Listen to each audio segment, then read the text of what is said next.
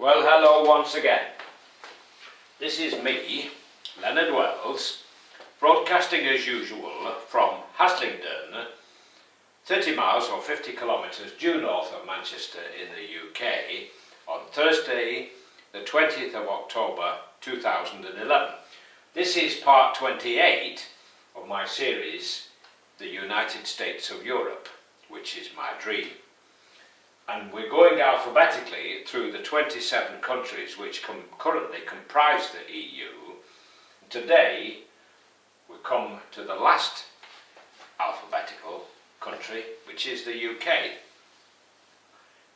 27 countries, but this is part 28. Well, we had an introductory lecture or talk or mini talk or whatever, which explains why we've got 28. What can I say about the United Kingdom? Well, I suppose I could talk the whole night through, since I am from the United Kingdom. I'm a British citizen. And we've had one hell of a history, if you think about it. I mean, at one stage we almost ruled the entire world. I mean, for a tiny island, we actually burnt down the White House during the American War of Independence. Yes. The British burnt down the White House. Can you imagine that today? There wasn't many parts of the world we didn't rule. India, Australia, New Zealand, parts of Africa, South Africa, Egypt, oh, you name it, Canada. It just went on and on and on. And if the French hadn't supported the colonists in the United States, we might still have America as our colony. But the French helped them with the French fleet, and this was the decisive factor, because it was quite a close run thing. Of course, this was 1815, the War of Independence, when we were thrown out and defeated, and George Washington became the first president of the United States. And he actually said that there will come to pass one day a United States of Europe. And I believe that to be the case. Now, as I say, at one time we practically ruled the entire world, and our history, we're a mongrel race really, because we originally were attacked by Vikings, Anglo-Saxons, then the French in 1066, we fought Germany twice, we defeated Napoleon. Our role in Europe seems to have been always not to want to conquer it, but we wanted to make sure somebody else didn't. So we fought Philip of Spain, Louis XIV, the Kaiser, Napoleon, and Adolf Hitler. And we defeated the lot. Admittedly, we needed the help of the United States and Russia to defeat Hitler. And in the First World War, we had help from other countries as well. Now, we always say we stood alone in 1940. Well, that's codswallop, because we had Australia and New Zealand on our side, and we had millions of Indians in the army in India. So we went alone, we appeared to be alone, and it's all very well for Mr. Cameron to say this was our finest hour. But in fact, I don't believe war is our finest hour. All over Europe, every city and every town is full of monuments to somebody's dead relatives. There are statues of soldiers and men on horseback with a sword. For 2,000 years we've done nothing else but fight each other. 100 million people have died in all the wars in the last 2,000 years. And in 1945 they'd had enough on the continent, and they decided they would find a way to bring peace. And the EU is the answer. And I believe we need to take one more step, just push this dithering damsel called the United Kingdom, pussyfooting around on the edge, wanting to play golf but insisting on having our own size ball, and other countries like Switzerland, eternally hiding behind the mountains, and Norway, which has stayed out. So if we could all sing from the same hymn sheet and form ourselves into the United States of Europe, then we would be the most potent force on the planet. Already our current GDP is greater in the 27 EU countries than China and the United States. Almost greater, I said, almost greater than those two countries combined.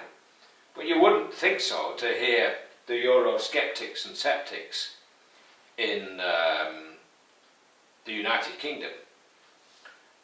Now, I want to see big changes in the future.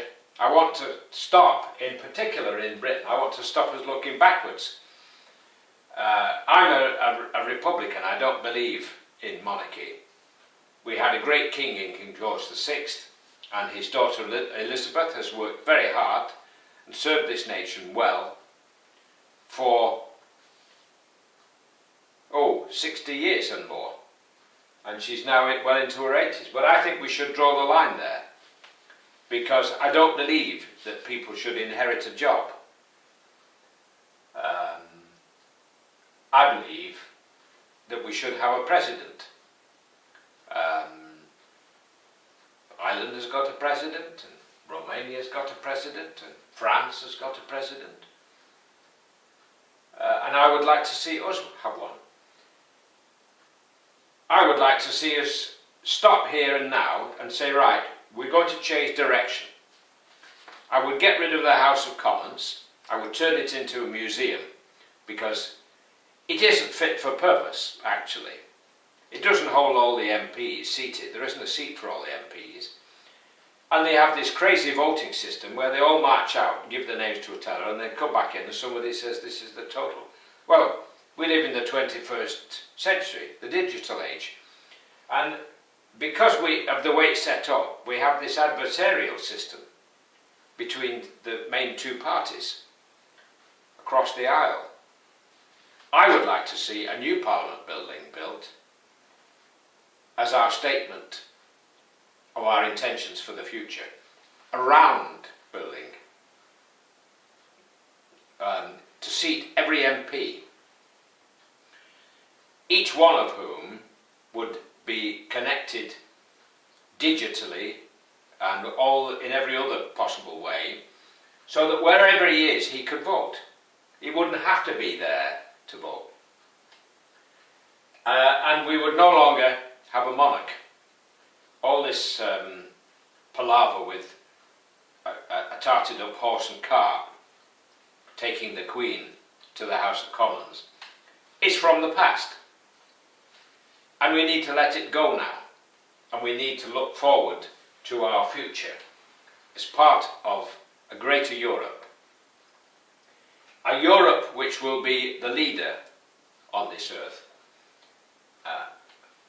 All countries all over the world now look to Europe, not to the United States, because many countries, particularly the Muslim countries, look at the United States and say, all the United States has done is bully people. They've made films full of violence and sex and bad language. They've not been a particularly good example to the world. It's the country of pornography, America, and gambling, and all kinds of obnoxious things like that. Whereas Europe seems to have a better image, and I am convinced that if we can bring all these other countries in, I'd like to see Turkey come in. I'm going to talk about them in one more lecture. I'm going to talk about the countries I want to see join, like Turkey and the Ukraine and the remains of the Balkans. And I want Switzerland to come in properly, not just sitting on the edge like it's always done with its secret bank accounts and all that palaver. And I want to see Norway come in. They voted to stay out, and I don't see why they should.